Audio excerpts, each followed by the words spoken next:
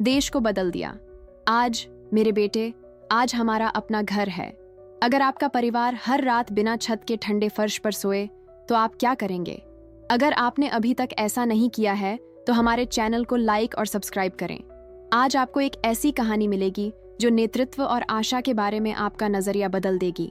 जुलाई 2015 की बात है, जब मीरा देवी एक बार फिर उसी कच्चे फर्श पर सोईं जहां वे 20 साल से भी ज्यादा समय से सो रही थीं। उनके नंगे पैर उस एक कमरे की ठंडी नम सतह को छू रहे थे जो उनके बीमार पति और उनके 3 बच्चों का घर था। फटी हुई कैनवास की छत से मानसून की बारिश अंदर आ रही थी, जिससे उनका थोड़ा बहुत सामान भीग गया था। उनके कठोर हाथ न केवल उत्तर प्रदेश की सुबह की ठंड से बल्कि उस पीड़ा से भी कांप रहे थे जो उन्होंने दशकों से अपने सीने में समेट रखी थी। मीरा भारत की लाखों दूसरी महिलाओं से अलग नहीं थीं। ग्रामीण मजदूर परिवार में जन्मी, 16 साल की उम्र में उनकी शादी हुई और उन्होंने अपना पूरा जीवन जीविका के लिए संघर्ष करते हुए बिताया। उनके पति रमेश गन्ने के खेतों में हुई एक दुर्घटना के बाद काम करने की क्षमता खो बैठे थे। उनके 8 से 15 साल के बच्चे नंगे पैर स्कूल जाते थे और एक ऐसी वास्तविकता में लौट आते थे जिसका किसी भी बच्चे को कभी सामना नहीं करना चाहिए। हर रात सोने के लिए जगह की अनिश्चितता। मीरा की दिनचर्या सूर्योदय से पहले ही शुरू हो जाती थी। वह पानी लाने के लिए 2 मील पैदल चलकर सबसे नजदीकी कुएं तक जाती और भारी बाल्टियां उठाकर घर लौटती। दिन में वह पास के कस्बे में घरों की सफाई का काम करती और अपने परिवार के लिए मुश्किल से चावल और दाल खरीद पाती। रात में दिए की मंद रोशनी में वह अपने बच्चों का होमवर्क पूरा करने में मदद करती, ये सपना देखते हुए कि एक दिन उनकी जिंदगी बेहतर होगी। लेकिन सबसे ज्यादा दुख उसे अपने सबसे छोटे बेटे अर्जुन, जो सिर्फ 8 साल का है, को यह पूछते देखकर हुआ कि उन्हें अपने स्कूल के दोस्तों जैसा असली घर कब मिलेगा। उसे समझ नहीं आ रहा था कि क्या जवाब दे। वह उस बच्चे को कैसे समझाए कि सरकार सालों से गरीबों के लिए आवास का वादा करती रही है, लेकिन प्रतीक्षा सूची अंतहीन लगती है और नौकरशाही एक ऐसी भूल भुलैया है जिससे पार पाना नामुमकिन है। दिवाली के त्योहारों के दौरान जब आसपास के घर दियों से जगमगा रहे थे और पड़ोसी अपनी बालकनी में जश्न मना रहे थे, मीरा का परिवार अपनी छोटी सी जगह में दुबका हुआ था। इस दर्दनाक विरोधाभास को नजरअंदाज करने की कोशिश कर रहा था। वह दरवाजे जैसी खुली जगह से देखती थी कि दूसरे परिवार इकट्ठा होकर हंस रहे थे और असली मेजों पर खाना बांट रहे थे और अपने कंधों पर गरीबी का भारी बोझ महसूस कर रही थी।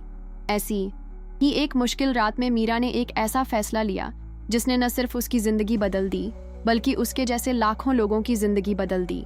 उसने अपने पड़ोसी के रेडियो पर सुना था कि नए प्रधानमंत्री नरेंद्र मोदी एक आवास योजना का शुभारंभ करने के लिए पास के शहर में आ रहे हैं। इतने दृढ़ निश्चय के साथ कि खुद उसे भी हैरानी हुई, उसने तय किया कि वह मोदी तक पहुंचने का कोई रास्ता जरूर खोजेगी। मीरा ने बस का किराया जुटाने के लिए अपनी 2 बकरियां, जो उसके पास इकलौती जानवर थीं, बेच दी। उसने अपने बच्चों को एक पड़ोसी के पास छोड़ दिया और 8 घंटे के सफर पर निकल पड़ी। रास्ते में ज्यादातर समय वह खड़ी रही और दर्जनों ऐसे हताश लोगों के बीच सिमटती रही जो उसी उम्मीद में थे। जब वह कार्यक्रम स्थल पर पहुंची तो उसने देखा कि वहां 50,000 से ज्यादा लोगों की भीड़ थी। दोपहर की चिलचिलाती धूप में रुकना लगभग नामुमकिन था, लेकिन मीरा वहां से हिली नहीं। वह भोर में ही पहुंच गई थी ताकि आगे की पंक्ति में सीट पक्की कर सके, भले ही इसके लिए उसे घंटों बिना खाए पिए रहना पड़े। इंतजार करते हुए उसने ऐसी ही यात्राएं करने वाली अन्य महिलाओं से बात की। सुनीता भी थी, जो अपने विकलांग बेटे को पीठ पर लादकर 40 किलोमीटर पैदल चली थीं। प्रिया भी थी, जिन्होंने यह यात्रा करने के लिए अपनी शादी के गहने बेच दिए थे। उन सबकी कहानी एक जैसी थी। परिवार बेहद खराब हालात में जी रहे हैं, बच्चे जमीन पर सो रहे हैं और घोर गरीबी ने उनकी गरिमा छीन ली है। जब मोदी आखिरकार मंच पर आए तो मीरा को कुछ ऐसा महसूस हुआ जो उन्हें सालों से नहीं हुआ था। उम्मीद। ये सिर्फ इसलिए नहीं था कि वे प्रधानमंत्री थे, बल्कि उनकी मौजूदगी में कुछ ऐसा था जो सच्चे दृढ़ संकल्प का एहसास करा रहा था। उन्होंने प्रधानमंत्री आवास योजना के बारे में बात की और वादा किया कि 2022 तक भारत के हर परिवार के पास शौचालय, पानी और बिजली वाला अपना घर होगा। लेकिन वो पल जो सब कुछ बदल देगा अभी आना बाकी था। जब मोदी ने पूछा कि क्या दर्शकों में से कोई अपनी कहानी साझा करना चाहेगा, तो लोग खुशी से झूम उठे और हाथ हिलाकर अभिवादन करने लगे। एक पल के लिए मीरा झिंझकी। उन्होंने पहले कभी सार्वजनिक रूप से भाषण नहीं दिया था, इतनी बड़ी भीड़ के सामने तो बिल्कुल नहीं। लेकिन फिर उन्हें अर्जुन का ख्याल आया। उसकी नन्ही आंखें सोच रही थीं कि उन्हें कब असली घर मिलेगा, और उनका हाथ ऊपर उठ गया। किसी चमत्कार से मोदी ने उसे देख लिया। उन्होंने उसकी ओर इशारा किया और कहा, नीली साड़ी वाली महिला, कृपया इधर आइए। मीरा का दिल इतनी जोर से धड़क रहा था कि उसे लगा कि वह बेहोश हो जाएगी। उसके आसपास मौजूद लोगों ने उसे धीरे से मंच की ओर धकेला और फुसफुसाकर प्रोत्साहन के शब्द कहे। कांपते हुए पैर वह सीढ़ियां चढ़ी। मोदी पास आए, उनके कंधे पर हाथ रखा और धीरे से पूछा, बहन, तुम्हारी कहानी क्या है? मीरा ने गहरी सांस ली और भावुक स्वर में उन्हें अपने परिवार के बारे में, जमीन पर सोने वाली सर्द रातों के बारे में और एक घर होने के अपने सपने के बारे में बताया। भीड़ खामोश हो गई। पत्रकारों ने भी अपने कैमरे बंद कर दिए। मोदी ने उनकी हर बात ध्यान से सुनी और सहानुभूतिपूर्वक सिर हिलाया। जब मीरा की बात खत्म हुई तो उन्होंने दर्शकों की ओर मुड़कर कहा, यह साहसी महिला लाखों भारतीय परिवारों का प्रतिनिधित्व करती है, और मैं आज आपसे एक वादा करता हूँ, मीरा देवी को अब 2 साल और इंतजार नहीं करना पड़ेगा। 6 महीने में उन्हें अपने नए घर की चाबियां मिल जाएंगी। दर्शकों ने तालियां बजाईं। मीरा को यकीन नहीं हो रहा था कि वह क्या सुन रही हैं। मोदी ने आगे कहा, लेकिन इतना ही काफी नहीं है। हम उस पूरे जिले का कायाकल्प कर देंगे जहां वह रहती हैं। सिर्फ घर ही नहीं, बल्कि बेहतर स्कूल, स्वास्थ्य केंद्र, पक्की सड़कें भी बनवाएंगे। हम उनके इलाके को इस बात का उदाहरण बनाएंगे कि नया भारत अपने बच्चों का कितना ख्याल रखता है। कार्यक्रम के बाद मंच के पीछे मोदी ने मीरा को निजी बातचीत के लिए बुलाया। उन्होंने उनके बच्चों, उनके सपनों और समुदाय की सबसे बड़ी जरूरतों के बारे में पूछा। उन्होंने यह सब एक छोटी सी नोटबुक में लिख लिया और कहा, आज आपने मुझ पर भरोसा जताया है, मैं आपको निराश नहीं करूंगा। अगले कुछ दिनों में मीरा के गांव में सरकारी टीमें पहुंची। ये सिर्फ क्लिपबोर्ड लिए नौकरशाह नहीं थे, बल्कि इंजीनियर, आर्किटेक्ट और ग्रामीण विकास विशेषज्ञ भी थे।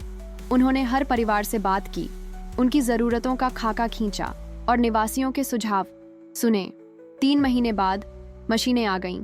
रिकॉर्ड समय में उन्होंने न सिर्फ घर बनाने शुरू कर दिए, बल्कि एक पूरा बुनियादी ढांचा भी बना दिया।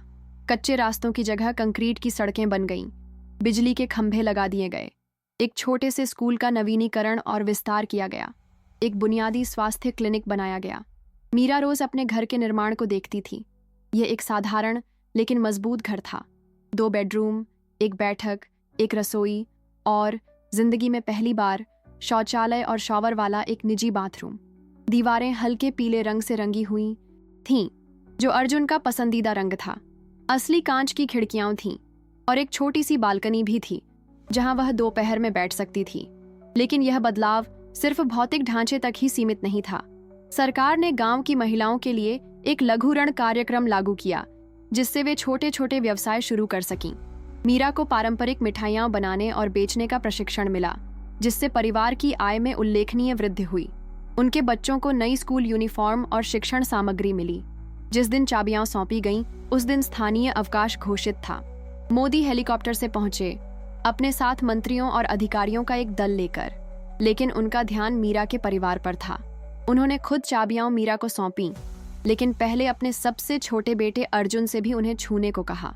ये चाबियां सिर्फ एक दरवाजा नहीं खोलती, मोदी ने मीरा की आंखों में सीधे देखते हुए कहा। ये तुम्हारे परिवार का भविष्य खोलती हैं, वो सम्मान जिसकी तुम हमेशा से हकदार रही हो। मीरा अपने आंसू नहीं रोक पाईं। 20 सालों में पहली बार वो खुशी से रो पड़ीं। इस समारोह का पूरे देश में सीधा प्रसारण किया गया। लाखों लोगों ने देखा कि मीरा ने अपने नए घर का दरवाजा खोला, उसके बच्चे कमरों में दौड़े और उसके पति पहली बार अपनी कुर्सी पर बैठे। अर्जुन की अपने नए बिस्तर पर उछलती हुई तस्वीर भारत में हो रहे बदलाव का प्रतीक बन गई। लेकिन कहानी यहीं खत्म नहीं हुई। मोदी ने सबसे प्रतिष्ठित परियोजनाओं के लिए एक व्यक्तिगत निगरानी प्रणाली स्थापित की। हर 3 महीने में उन्हें मीरा के गांव की प्रगति की विस्तृत रिपोर्ट मिलती थी। जब उन्हें पता चला कि स्थानीय स्कूल को और शिक्षकों की जरूरत है, तो उन्होंने 2 योग्य शिक्षक भेजे। जब निवासियों ने चिकित्सा आपात स्थिति के लिए एक छोटी एम्बुलेंस का अनुरोध किया, तो 15 दिनों के भीतर एक उपलब्ध करा दी गई। इसका असर तालाब में लहरों की तरह फैल गया। मीरा के उदाहरण से प्रेरित होकर क्षेत्र के अन्य गांव भी संगठित होने लगे। आवास कार्यक्रम ने अभूतपूर्व राष्ट्रीय गति पकड़ी। 2 वर्षों के भीतर देश भर में 1 करोड़ से ज्यादा घर बनाए गए या उनका नवीनीकरण किया गया। मीरा इस कार्यक्रम की एक तरह से अनौपचारिक राजदूत बन गई। उन्होंने दूसरे इलाकों में जाकर अपनी कहानी सुनाई और दूसरे परिवारों को सरकारी कार्यक्रमों में नामांकन के लिए प्रोत्साहित किया। उस मंच पर खड़े होने के उनके साहस ने पूरे देश को प्रेरित किया। 5 साल बाद मीरा का गांव पहचान से परे हो गया था। पक्की सड़कों के आधिकारिक नाम थे। एक छोटा सा बाजार था जहां ढंकी हुई दुकानें थीं, जहां स्थानीय किसान अपनी उपज बेचते थे। स्वास्थ्य केंद्र का विस्तार हो चुका था और वहां हफ्ते में 3 बार एक रेजिडेंट डॉक्टर आता था। स्कूल में अब हाई स्कूल तक की कक्षाएं चलती थीं, जिससे युवाओं को दूर दराज के शहरों में जाने से मुक्ति मिल गई। अर्जुन, जो 8 साल की उम्र में पूछता था कि उनका असली घर कब होगा, अब 13 साल की उम्र में स्कूल के सबसे अच्छे छात्रों में से एक था। वह मोदी से 2 बार और व्यक्तिगत रूप से मिल चुका था और हमेशा कहता था कि वह एक इंजीनियर बनकर अपने जैसे दूसरे परिवारों के लिए घर बनाना चाहता है। मीरा का यह बदलाव व्यक्तिगत भी था। मंच पर कदम रखते ही कांपने वाली वह शर्मीली महिला अब अपने इलाके की महिला उद्यमियों के एक समूह का नेतृत्व कर रही थी। उसका कैंडी का कारोबार इतना बढ़ गया था कि उसने 5 और महिलाओं को रोजगार दिया था। उसने एक वयस्क साक्षरता कार्यक्रम के जरिए पढ़ना लिखना सीखा था और अब दूसरी महिलाओं को फॉर्म और दस्तावेज भरने में मदद करती थी। क्षेत्र में आवास परियोजना के नए चरण के उद्घाटन के दौरान मोदी ने अपने भाषण में मीरा का उल्लेख किया। 5 साल पहले एक साहसी मां ने मुझे सिखाया कि सच्चा नेतृत्व बड़ी परियोजनाओं या सुंदर भाषणों में नहीं, बल्कि एक व्यक्ति के दिल की बात सुनने और उनके दर्द को लाखों लोगों के लिए आशा में बदलने में निहित है। मीरा की कहानी न केवल स्थानीय स्तर पर बल्कि राष्ट्रीय प्रतीक भी बन गई। अंतर्राष्ट्रीय पत्रकार उनसे साक्षात्कार करने आते थे ताकि यह समझ सकें कि भारत कैसे लाखों लोगों को घोर गरीबी से बाहर निकाल रहा है। मीरा हमेशा एक ही सादगी से जवाब देती थीं। प्रधानमंत्री ने मुझे सिर्फ घर नहीं दिया, उन्होंने मुझे सम्मान दिया, और जब एक महिला अपना सम्मान वापस पा लेती है तो वह अपने आसपास की दुनिया को बदल सकती है। एक निराश मां को दिए गए वादे के साथ शुरू हुआ यह आवास कार्यक्रम विश्व इतिहास की सबसे बड़ी किफायती आवास परियोजनाओं में से एक बन गया। 3 करोड़ से ज्यादा परिवारों को इसका सीधा लाभ मिला, लेकिन इसका सामाजिक प्रभाव और भी ज्यादा था। जो बच्चे अपने घरों में पले बढ़े, उन्होंने स्कूल में बेहतर प्रदर्शन किया। खराब आवास स्थितियों से जुड़ी बीमारियों की घटनाओं में नाटकीय रूप से कमी आई। लाखों परिवारों का आत्मसम्मान बहाल हुआ। मोदी हमेशा कहते थे कि मीरा उनकी सबसे बड़ी गुरु थीं। उन्होंने उन्हें सिखाया कि सच्ची राजनीति वातानुकूलित दफ्तरों में नहीं, बल्कि जमीन पर होती है, जहां लोग रहते हैं, सांस लेते हैं और सपने देखते हैं। जब भी वे इस कार्यक्रम से लाभान्वित किसी परिवार से मिलते तो उन्हें उस दिन मीरा की आंखें याद आती। एक साधारण महिला का साहस जो यह विश्वास करने की हिम्मत रखती थी कि उसकी आवाज सुनी जा सकती है। वह गांव जहां मीरा का जन्म हुआ और जहां उन्होंने अपना पूरा जीवन अपने घर के सपने में बिताया, अब दूसरे देशों के सरकारी प्रतिनिधिमंडलों के लिए एक दर्शनीय स्थल बन गया है, जो यह समझना चाहते हैं कि प्रभावी आवास कार्यक्रमों को कैसे लागू किया जाए। मुख्य द्वार पर एक छोटी पट्टिका पर लिखा है, मीरा देवी गांव, जहां लाखों लोगों का सपना साकार हुआ। आज जब मीरा अपने घर में सुबह उठती है तो उसे अपने पैरों के नीचे ठंड का एहसास नहीं होता। वह चिकने टाइल वाले फर्श पर कदम रखती है, अपने बेडरूम की खिड़की तक जाती है और उस पक्की सड़क को देखती है जहां अब उसके पोते पोतियां खेलते हैं। लेकिन उसे सबसे ज्यादा जो चीज प्रभावित करती है वह भौतिक उपलब्धियां नहीं हैं, बल्कि यह जानना है कि जुलाई के उस तपते दिन में अपनी बात कहने के उसके साहस ने न सिर्फ उसकी जिंदगी बदल दी, बल्कि उन लाखों परिवारों की जिंदगी भी बदल दी जो उसकी तरह बस एक अच्छी जगह चाहते थे जिसे घर कहा जा सके। एक हताश मां से मोदी का वादा सिर्फ आवास नीति से कहीं बढ़कर साबित हुआ।